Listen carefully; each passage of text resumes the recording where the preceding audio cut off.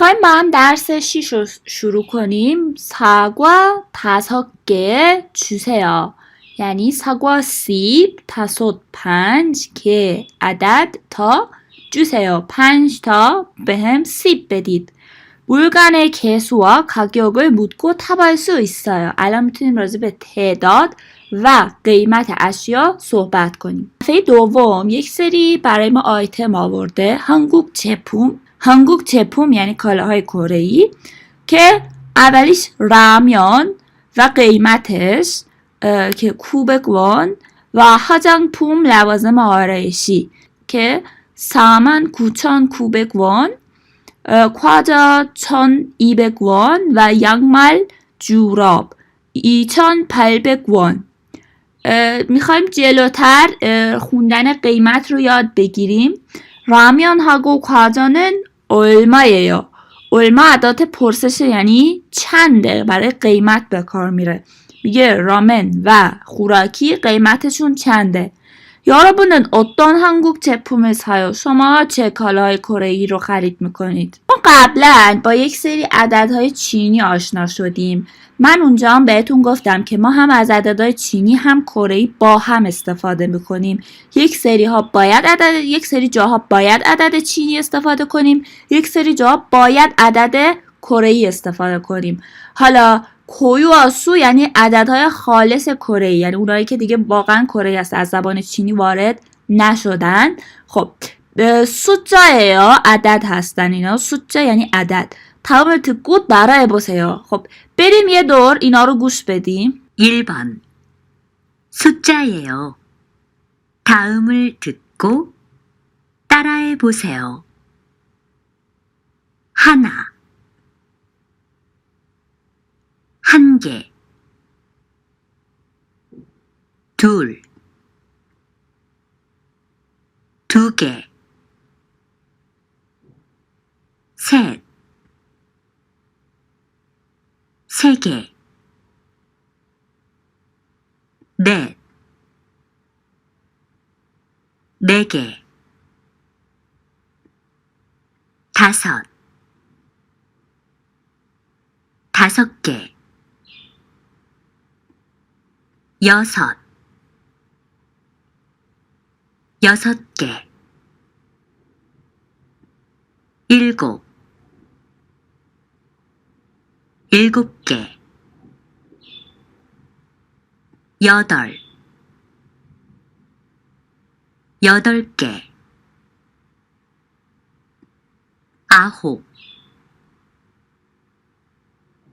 9개, 10, 10개, 11, 11개, 12, 12개, 20, 20개, 30, 40, 50, 60, 70, 80, 90,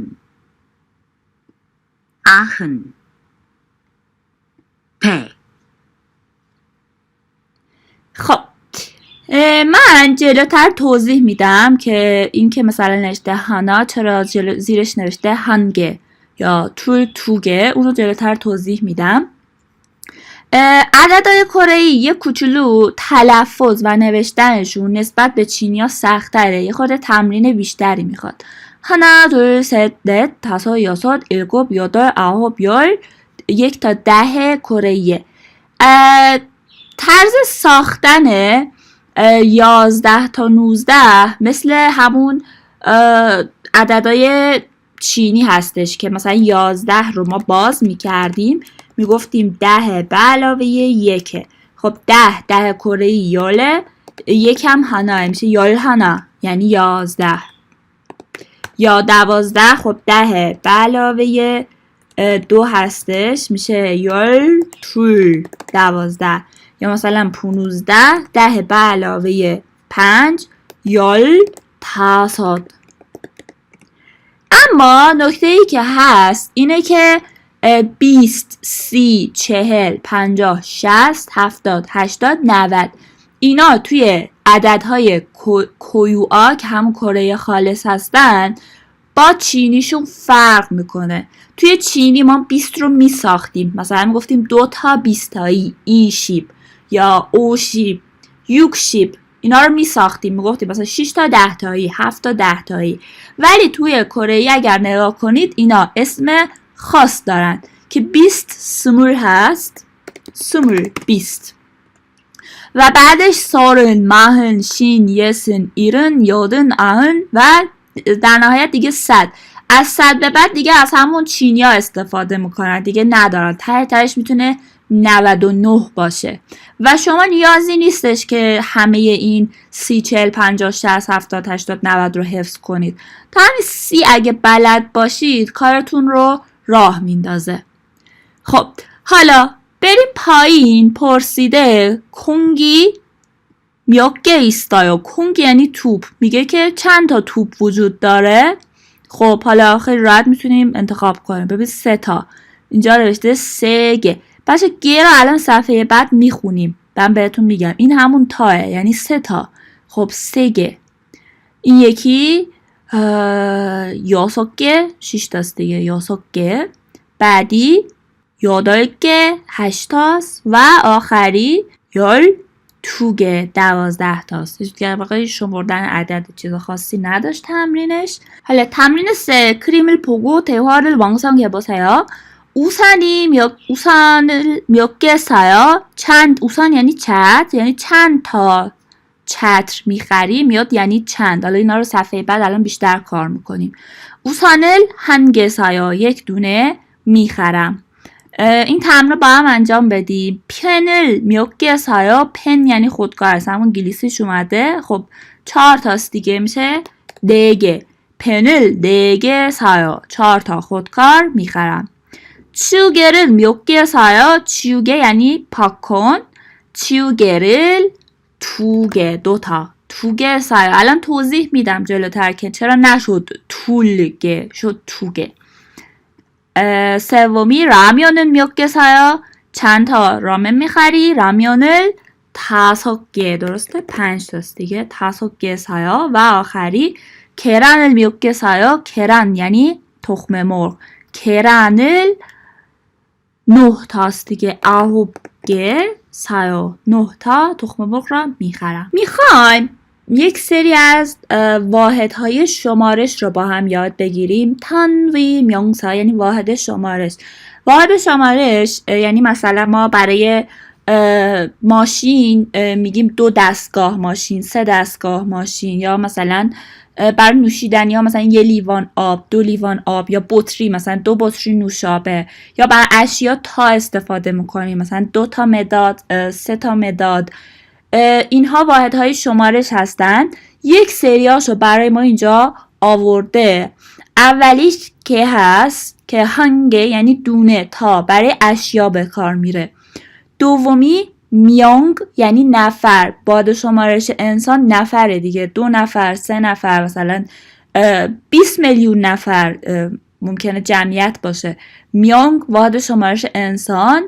ماری واحد شمارش حیوانات هستش. مثلا کویانگی تو ماری 2 تا گربه. چند لیوان واحد شمارش برای مایعاتی که توی لیوان هستن. پیانگ بطری. کوان جلد واحد شمارش کتابه، مثلا 2 جلد کتاب، 3 جلد کتاب. و جنگ یعنی برگه، چیزایی که برگه باشن مثل کاغذ، بلیط، عکس. و سل سن هستش. برای سن هم سل استفاده میکنیم. برای سن از سل استفاده میکنیم.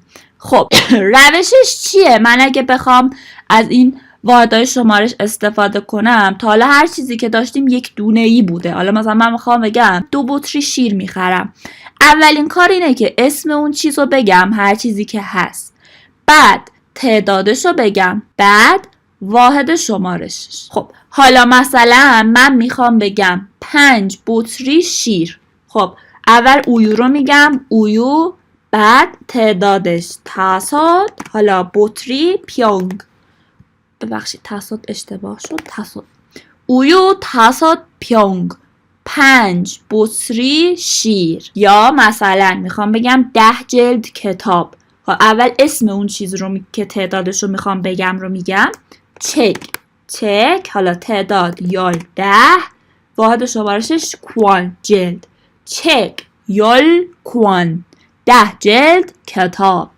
یا مثلا میخوام بگم 7 نفر، مثلا 7 نفر خانوم.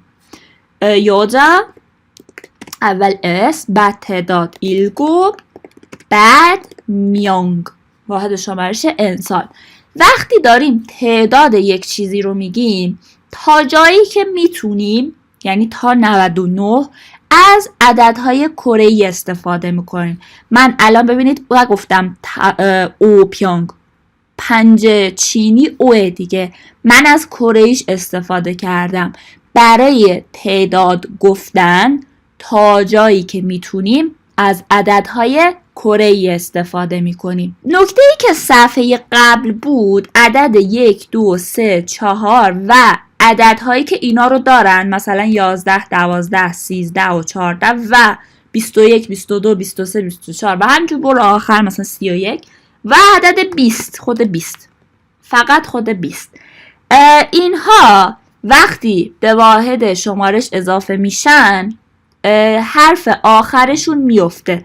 مثلا عدد 1 به تنهایی میشه هانا، ولی من بخوام بگم مثلا 1 دونه میشه هنگه، حرف آخرش میفته.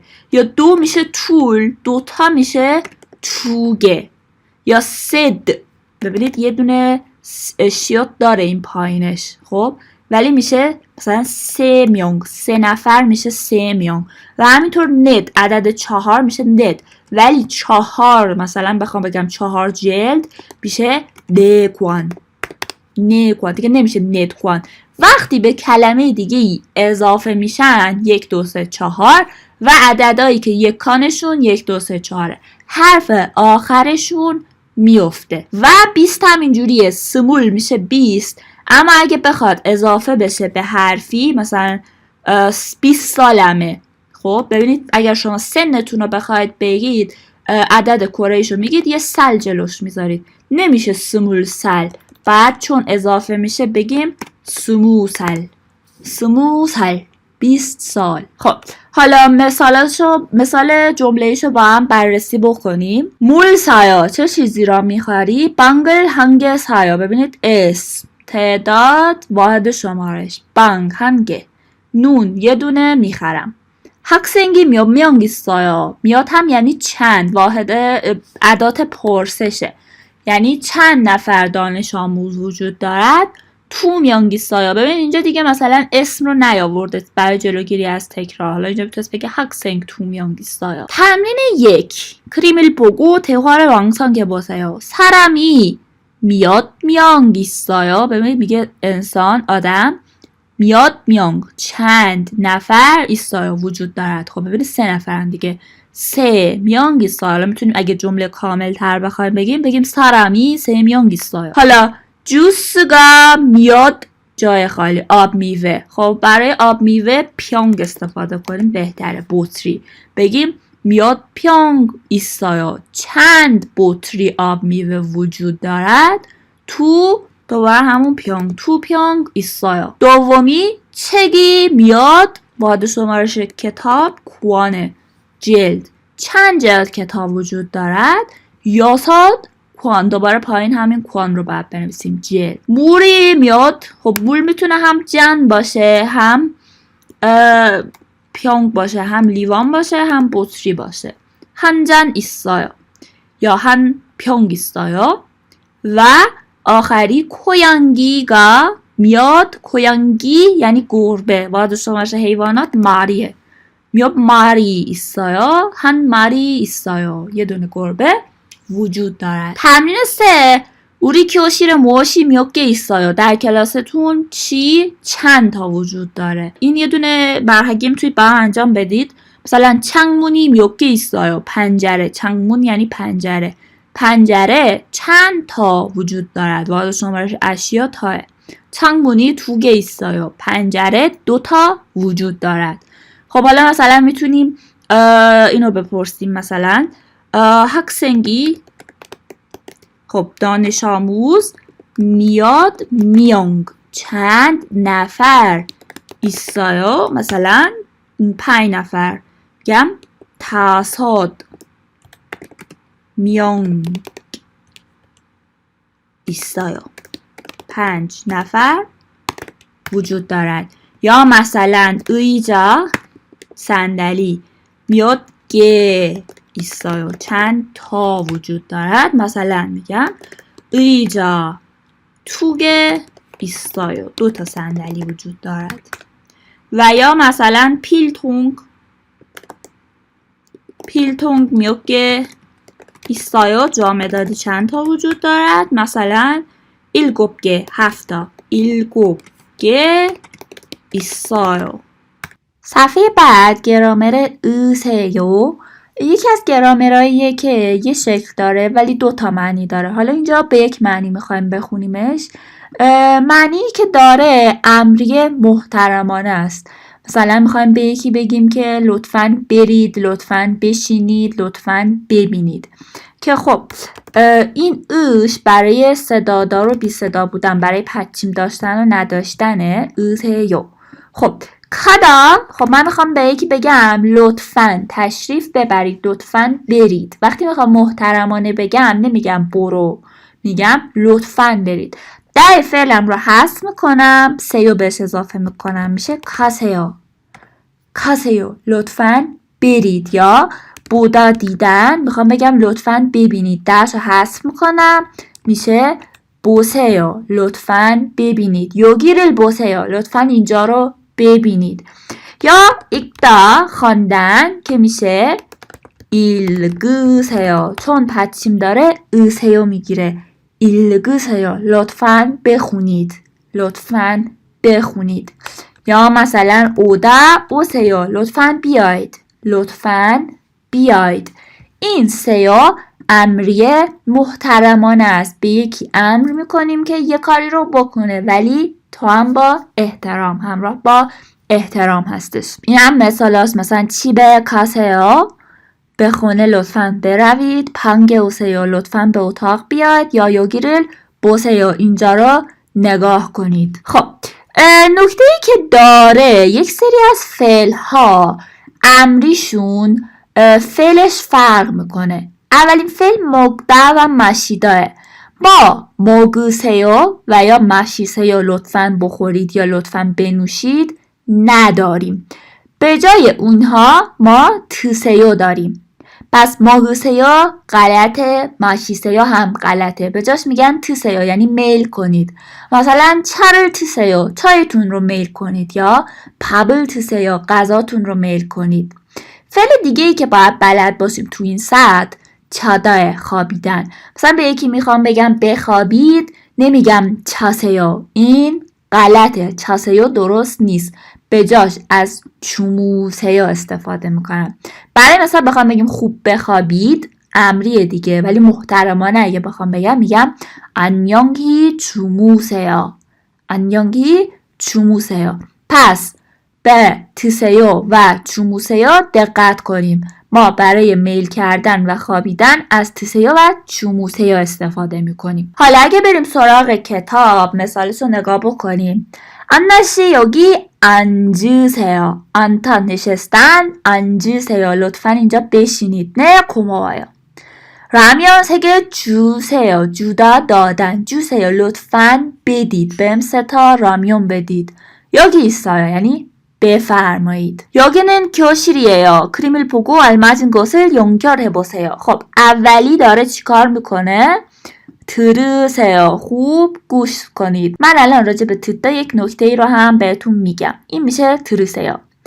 دومی میشه 대답하세요. لطفاً جواب بدید. 대답하다 جواب دادن. 대답하세요 امری محترمانشه. لطفاً جواب بدید. سومی 책을 펴세요. لطفاً کتابتون رو باز کنید. و آخری 쓰세요. لطفاً بنویسید. از مصدر 쓰다 لطفاً بنویسید. حالا 그림을 보고 대화를 완성해보세요. 여러분 칠판을 보세요. بچه تخته لطفاً نگاه کنید. 네 선생님. حالا 1번 유진 씨 35쪽을 خب صفحه 35 رو بخوایم بگیم لطفاً بخونید. 읽으세요. لطفاً بخونید. 네 선생님. 2번 커피 한 잔 주세요. یک لیوان قهوه لطفاً بدید. 네 3,000원이에요. 3,000원 میشه. سومی 재민 씨 내일 일찍 오세요. 일찍 یعنی زود. لطفاً فردا زود بیاید. 네 알겠어요. بله متوجه شدم. و چهارمی 5번 버스를 타요. 아니요 8번 버스를 타세요. اتوبوس شماره 5 رو سوار شم؟ نه لطفاً اتوبوس شماره 8 رو سوار شید. 타세요. یک نکته ای راجع به فعل 듣다 بخوام بگم، فعل 듣다 استثناء هستش. ما فعل 듣다 رو به همین شکلی که هست با هر گرامری اول صرفش میکنیم. خب برای مثال تو این گرامر من بخوام اگه بگم لطفاً گوش کنید میشه 듣으세요. خب 듣다 اول همیشه این فعل رو صرف کنید. بعد از صرف کردن برگردید به سیلابی که بعد از بعد از ریشش گوش کنید. ببینید حرف صدادار میشنوید یا بی صدا. من الان 듣으세요 میشنوم، درسته؟ صدادار میشنوم. اگر بعد از این که فعل 듣다 رو صرف کردید حرف صدادار شنیدید پدچیمش رو به ریل تغییر بدید، بشه 들으세요. لطفاً خوب گوش کنید. اما اگر صدادار نبود تغییرش ندید، بذارید همونجوری بمونه. برای مثال 듣습니다. خب اینجا من س میشنوم پس همینجوری میمونه تو این صرف. قبل از اینکه هوالدونگ ایل فعالیت یک رو با هم انجام بدیم، من میخوام یک سری دیگه از عددهای چینی رو با هم بررسی بکنیم. ما عددهای چینی رو یاد گرفتیم. ایل ای سامسا او یو چیل پر کوشیب و تا 3 رقمی 100 پگ یاد گرفتیم که چجوری بسازیمشون، که میگفتیم مثلا 202 تا 100 تاییه میشه ای پگ. و مثلا اگه بخوام مثلا یه مثال بزنیم 749 اول 700 رو میگم که 7 تا 100 تاییه، 7 میشه چیل، 100 هم بگ، چیل بگ. بعد 40 رو میگم که 4 تا 10 تاییه ساشیب و 9 شو ساشیب کو. حالا میخوام بهتون عددهای 4 رقمی و 5 رقمی رو بگم. 4 رقمی هم مثل همین عددهای 3 رقمی و 2 رقمی خیلی راحته. 1000 به کره‌ای میشه چان. 1000 به کره‌ای میشه چان. خب حالا 2000 2 تا 1000 تایی دیگه، برای همین 2 تا 1000 تایی ای چان. حالا مثلا 4000 4 تا 1000 تایی سا چان 4000.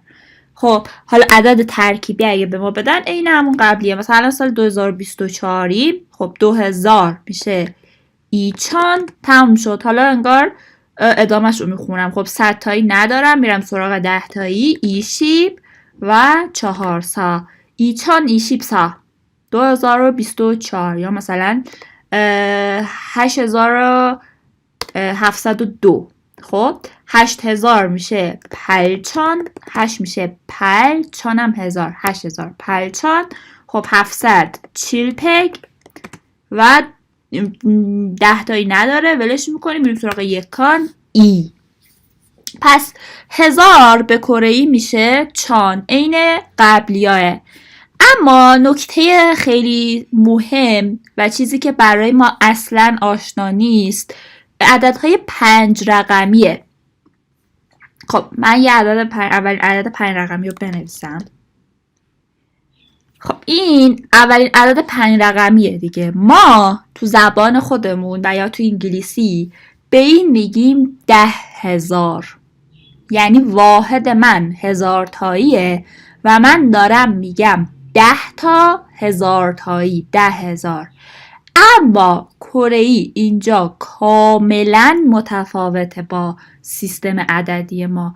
بعد از چان واحد عوض میشه و اینی که اینجا میبینید یک واحد جدید داره 10,000 تایی به اسم من. شما نمیتونید اینو مثلا بگید 10,000 تا شیب چان 10 بشه شیب 10,000 هم چان شیب چان غلطه. بعد از 1000 واحد عوض میشه من. خب حالا ببینید 20,000 نمیگم ای شیب چان 20 تا 1000 تایی، این ایمن هستش، ایمن 20,000 یعنی 2 تا 10,000 تایی در واقع. من میخوام یک روشی بهتون بگم که خودم هنوز این کار انجام میدم. اگر این روش رو به خاطر بسپارید، هم عددهای 5 رقمی، هم 6 رقمی، 7 رقمی به بالا راحت میتونید بخونیدشون، چون من برای شما مشکل پیدا میکنه. شما نباید اینو بگید 20,000، شما باید بگید انگار 2 تا من. خب روشش چیه؟ خوب دقت کنید. من از سمت راست، ببینید سمت راست 1 نقطه میذارم روی رقمم، 2 3 4 رقم جدا میکنم. 4 تا رو که رد کردم یه دونه اینجور جدا میکنم. خب هر چیزی که سمت چپ باقی موند اون برای واحد منه. هر چیزی که سمت چپ باقی موند برای منه. پس شما بعد توی زبان کره‌ای وقتی میخواید رقم‌های بزرگ رو بخونید از 5 رقمی به بالا، حتما از سمت راست اینجوری 4 رقم جدا کنید، 4 تا بمونه سمت راست. هر چیزی که سمت چپ موند بخونید، یه من جلوش بذارید. برای مثال ببینید. خب این 5 رقمیه، درسته؟ خب گفتم اگه 5 رقمی و به بالا بود 4 تا جدا میکنم از سمت راست. ببینید از سمت راست 4 تا جدا کردم. هر چیزی که سمت چپ باقی موند مال منه. حالا چند تا باقی مونده؟ 4 تا دیگه. پس این عدد میشه سامن. 40,000. خب حالا 5,980 شو باید بخونم. خب این 5,980 هم این قبلیه. او چان 5,000 کوبک 900 پل شیب 80. یه عدد دیگه بررسی کنیم مثلا. خب ببینید 5 رقمیه. من 4 تا از سمت راست جدا میکنم. هر چیزی که سمت چپ موند مال واحد منه. چند تا موند؟ 7 تا دیگه. چیلمن. خب حالا فرض کنید اون نیست. 2310 رو میخوام بگم. ای چان سم پگ شیب. این عددهای 5 رقمی رو حتما 4 تا از راست جدا کنید. بعد دقت کنید هر چیزی که سمت چپ موند همونو بگید، یه من جلوش بذارید.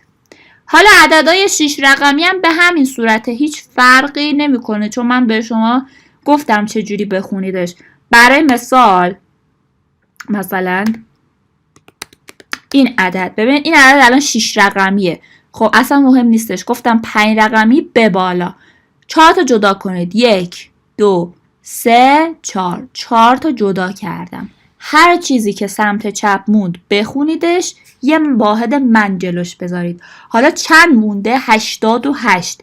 88 میشه پل شیب پل من و ادامش 2000 ای چان سم پگ سا شیب. کوایل کاگه یعنی میوه فروشی. کوایل میوه، کاگه مغازه، میوه فروشی میشه. آنا 씨가 과일 가게에 가요. 무슨 이야기를 할까요? داره میره مغازه میوه فروشی. ببینیم راجع به چی صحبت میکنه. 1번 안나 씨가 과일 가게에 가요. 무슨 이야기를 할까요? 어서 오세요. 이 사과 얼마예요? 2,000원이에요. 그럼 5개 주세요. 여기 있어요. خب اول جوین یعنی صاحب مغازه میگه 어서오세요 یعنی خوش اومدید. بعد آناشی میگه 이사과 얼마예요 این سیبا چنده که میگه 2,000원이에요 2,000 wonه. بعد میگه 그럼 5개 주세요 پس 5 تا لطفاً بهم بدید. میگه 여기 있어요 یعنی بفرمایید خدمت شما. آناشی 무엇을 사요 사과를 사요. خب سیب میخره 사과. و 사과는 모두 얼마예요? خب دونه ای 2,000원 5 تا داره میخره دیگه. 5 تا 2,000 wonی میشه 10,000 won. در واقع 만원. اینم که اینجا پولهای کره است که از 10 won 10 wonی تکی سکه از شروع میشه تا 50 won 50 100 won 100 won و 500 won. بعد از اون هزاری میشه اسکناس که 1,000 بعد 5,000이 دارن 5,000 10,000이شون 만원ه و 50,000이شون 5만원. تمرین 2 무엇을 사요? 다음과 같이 친구와 이야기해보세요. که مثل اینه که برید مغازه مثلا چی میخرید چند تا چه قیمت. مثلا 어서오세요 빵 2개 주세요 2 تا نون بدید 얼마예요 چقدره 2,400원이에요 2,400원 2,400 wonه. حالا میتونیم بریم 어서오세요 مثلا 바나나 얼마예요? مثلا 3,000원이에요.